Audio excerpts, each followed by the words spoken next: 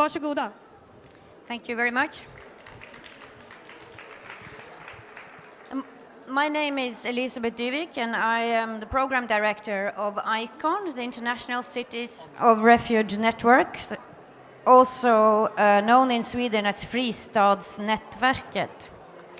And today I have the honor and pleasure to welcome here on stage Ahmedur Rashid Chaudhuri, better known as Tutul, publisher from Bangladesh. Welcome. Thank you very much. Tutul has run Shudashar, a well-known and respected publishing house in Bangladesh for many years. But he had to flee his country last year after having been attacked by fundamental Muslims and survived a stabbing with knives in late October, less than a year ago. And in February 2016, he arrived in Norway as writer in residence in the municipality of Skien, where he now lives with his family. He has been awarded several prestigious awards, especially for the freedom to publish. And he has also spoken at the UN on the Human Rights Defenders meeting in Geneva. I would like to ask you, how did you come into publishing first in Bangladesh? How did you start being a publisher? Thank you very much. Good evening, everybody. Actually, I started publishing a little magazine. It's a literacy magazine, Shuddhashar, in 1990 when I was a first-year student in college. And little magazine is the concept. Just some young writers make this group, and they experiment about writing forms, and not only writing forms, they create opinion about the movie and others literacy work. And then after in 2004, when I saw the established publisher are not interested to publish the young writer's book, that time I started my Shuddhashar as a publishing house. And then after I published so many young writers' books and free thinkers' book. And after some years, everybody are known as well. Shuddhashar become a little bit popular publication.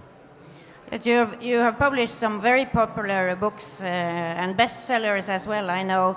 Did you experience in the first years problems with freedom of expression or freedom to publish in Bangladesh? Was there any restrictions, or in any way were the publishing that you did censored or in other way curtailed? Or no, before, I mean, like up to the first years. Actually, Bangladesh has had some mixed environment about the freedom of speech and freedom of expression.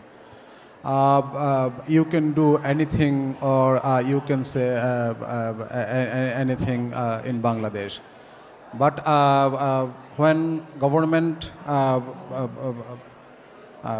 shocked about your any speech or any activities, then government took the bad action of as a politician or writer or anybody.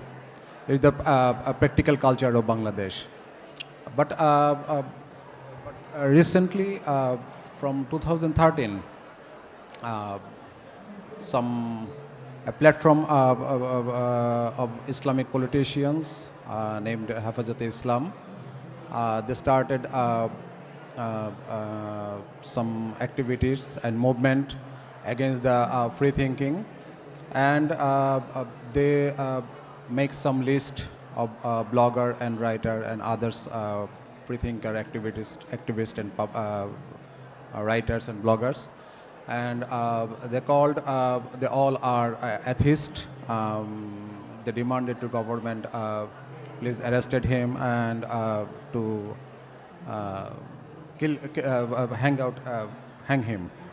hang them. So then after the people of the Hafazat groups and other Islamic party make some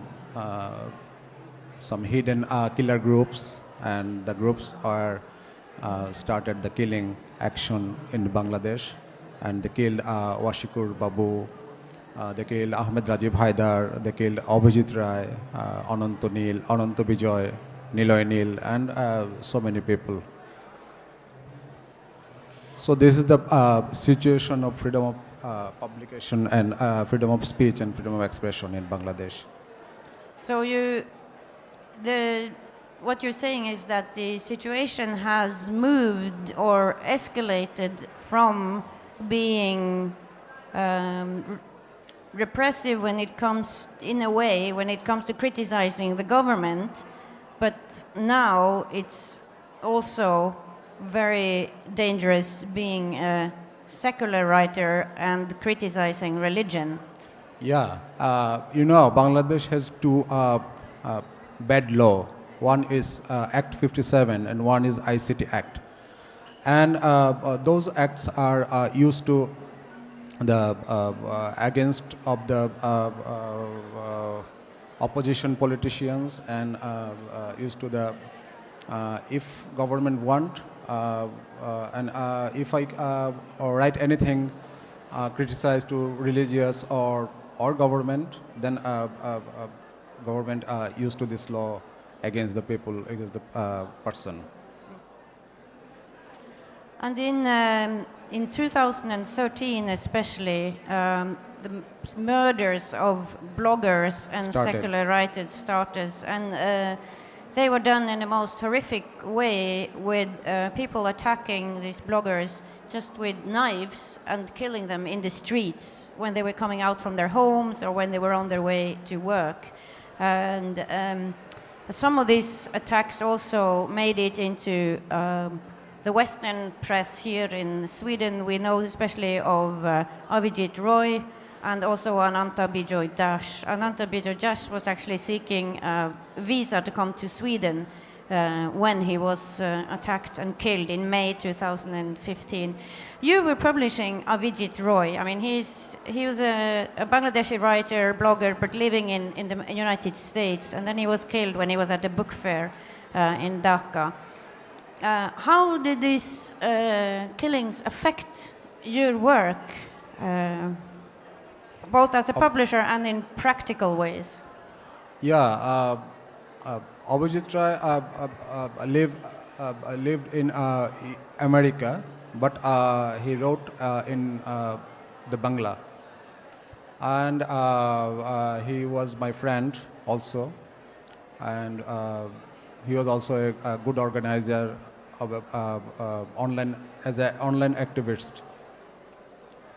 And after the Abhijit Rai murdered, I knew first time I also got a threat, and some of my friends informed me about this online threat.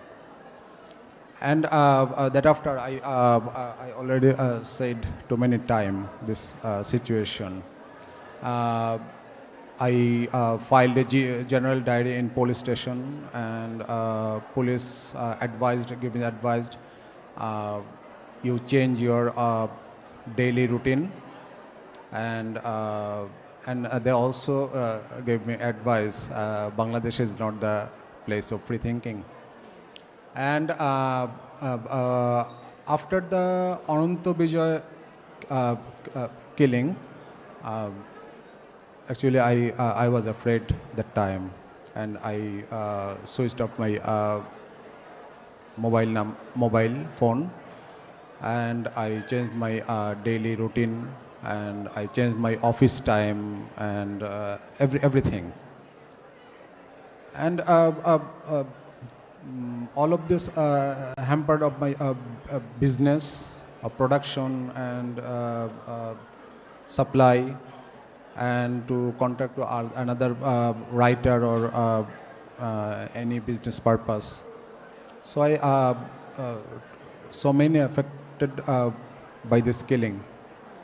Yeah. And now you are living in Norway, and you are picking up there again, and you have a lot of focus both on yourself as a person. That's one of the reasons why you are here, but also of your publishing and your publishing house. Are you still able to collect writing and writers and publish and distribute their work now? Yeah. I think it's possible, but it's some difficult for me, because I thinking to publish the e-publication, because in Bangladesh nobody can want to take any responsibility about my publication, for my publication, and nobody want to do work in this firm. So I'm bound to convert my publication to e-publication. And I think if I can restart this publication as a publication, it will be the first e-publication of Bangla language and in Bangladesh. So I have so many friends who are in Bangladesh. They are writer, poet, and cultural activists, and others. Then I think everybody will help me, and everybody will come with me again to re-establish my publication. So I am hopeful. Yeah. I hope so too. And many of the people that we hear about who are threatened, they are still in Bangladesh, and they were bloggers, and they were publishing online, like you're thinking about doing now with e-publishing. How is the distribution? Are people able in Bangladesh? Do they have? How many people have internet, and do they read? Who reads in Bangladesh? Online. I published some special kind of books. It's not like as usual story or novel or another kind of book. So those people are interested about this subject.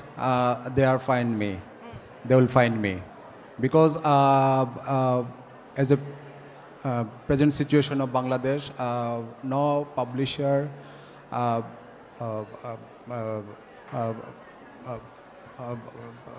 any publisher not want to publish any like free thinking book, like Abhijit Ray's book, like as like this kind of books. But as a time, so many writer already they wrote many kind of subject, and so many books material, but they don't get any chance to publish their books. So if I can start my e-publication, it's also help them, and create a new writer wings in Bangladesh, Bangla language.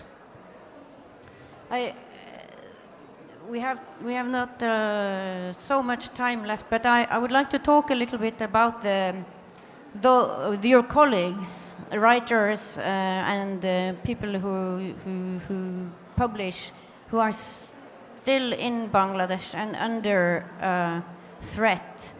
How do you see their situation now? And the other question is, we are, ICORN and other organizations are trying to help your colleagues come out because we know that they are, many of them could be killed anytime. But what will the situation look like? What does it look like now for them, and what will it look like when if everybody leaves? Yeah, it's true. But some people are now living as a so much threatful position, and some people are living now outside of country, the neighbor of our country, and there's some families has now they are expired already visas time, and they are now illegally lived in Nepal and Sri Lanka.